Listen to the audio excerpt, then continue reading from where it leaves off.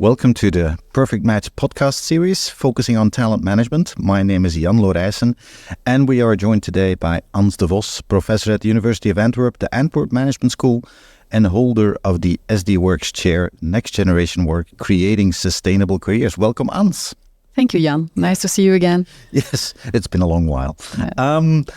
We try to cover some of the main themes or topics in talent management throughout these podcasts. Maybe for a first one, focusing on a statement, a harsh statement maybe. Many employees seem hesitant to take control of their careers and aren't motivated to develop their talent. Harsh or true, Ans?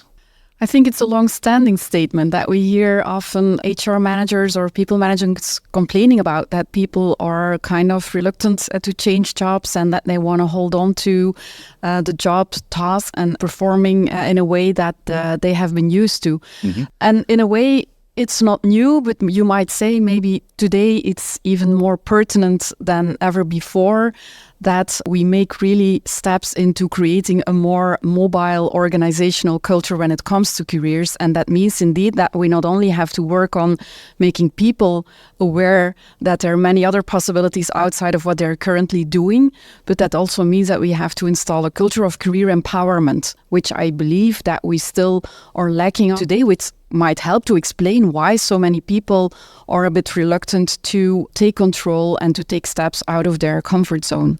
Yeah, because if I look at some of the research that we, but also our competitors yourself have been doing, there were quite a number of people that indicate when you ask them, are you considering a job change or a job swap or whatever? I mean, up to 40 to 50% sometimes say they do.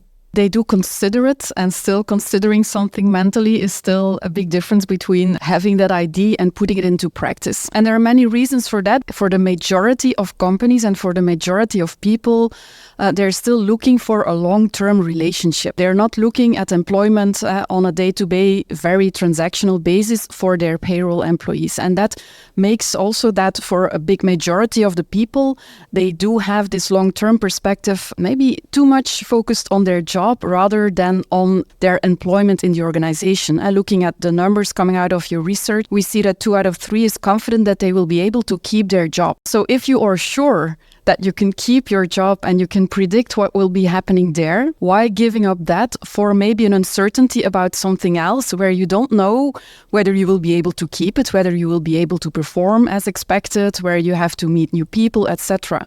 And we do see there is a substantial population of people who thrive through mobility and who feel sometimes frustrated because of the rigidity of the structures that are impeding the mobility, but still for a big portion of the employees, the context in which they work might well also help us understand why this confidence that they can keep their job kind of creates a mental stability, unwillingness to take steps and limit their talent development actually to ensure that they stay employable and stay good at what they have to do in their current job.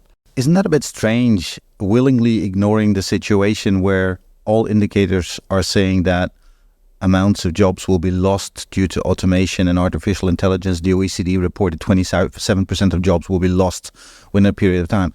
Aren't people aware of the fact that they need to change jobs or to need to adapt their careers?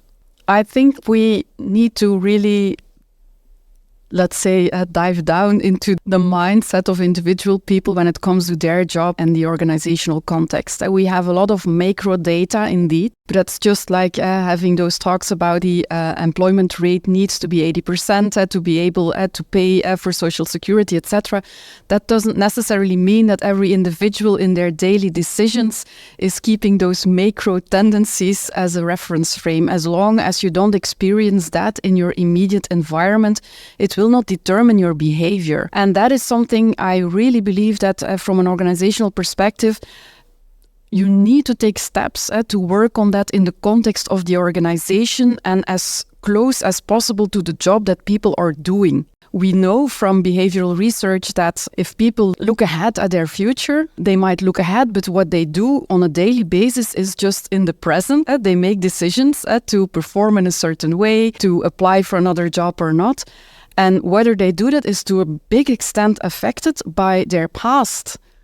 by how it has been going on in the organization until now, by what they have learned from themselves, or by looking at others around, like what you need to do to be successful, what this job requires, what customers require, much more than what these big general data say about what is going to change. So you cannot underestimate kind of the weight of the past that signals things to people in their behavior much more than when we talk about the future in general terms. And at an organizational level, you need to step into that conversation to make people aware of what those macro trends might mean for themselves concretely, and not only maybe in the far distant future, but already tomorrow. To which extent does the cultural context or the geographical context play a role? I mean, it has been said in some regions, some areas, there is more mobility. People are more likely to change jobs. If we compare this across countries, you do see that, of course, the macro context has an impact in the sense that if social security systems or unemployment legislation, etc., are more focused on supporting people to make moves, when there is more training focused on reskilling and supporting people to take another direction in their occupational choice and reskill themselves from working, for instance, as a nurse to working as a commercial person in a private company, that if that kind of a support is more happening on a macro level, of course, that helps people to see in a tangible way what is expected, what is valued, but what is maybe also being punished. And that might also encourage people to take steps out of their current job. Okay, thank you very much, Ans.